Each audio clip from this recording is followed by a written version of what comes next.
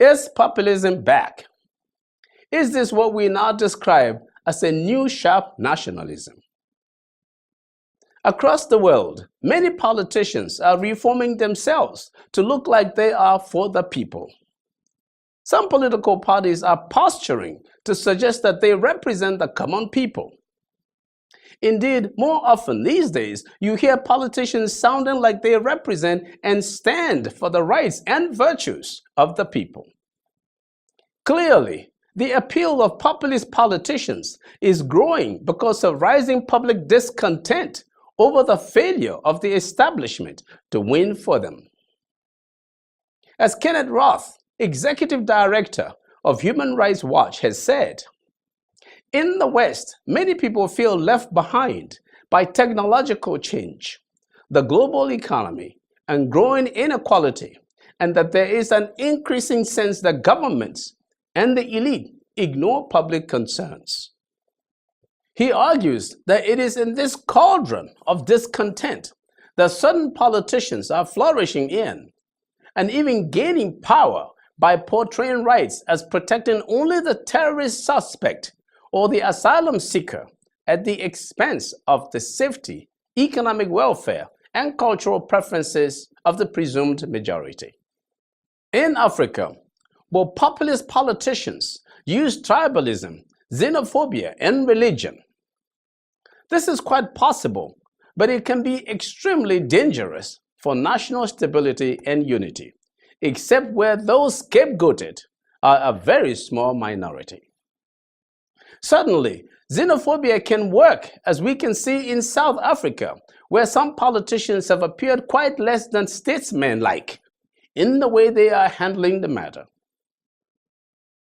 Xenophobia often works because any attack is on a small number of typically defenseless immigrants or visitors.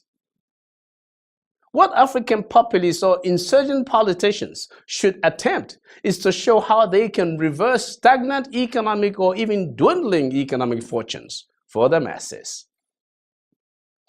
In Nigeria and some parts of Africa, concerns about ethnic identity, economic opportunity, and terrorism tend to intersect. Sometimes religion is thrust into the matter, although some like to pretend it is not. These are issues that populists and political insurgents can use, particularly in regional politics. In a country like Nigeria, any political insurgency based on ethnic identity and religion will certainly fail at the national level. Politicians should take note. All the people must be seen as your constituency, and your mantra should be that we will take care of our own. And that is every citizen. And so, what may work in Africa is a Trump-style broad-based movement of the people because they believe you are the one that can assure national security and also save them from the violence of corruption and economic stagnation.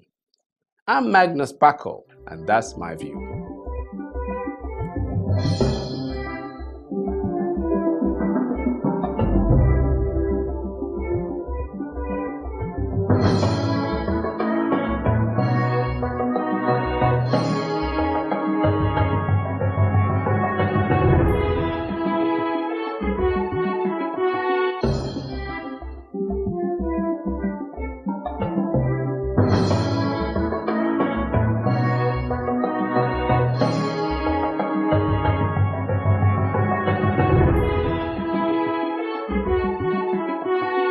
Magnus,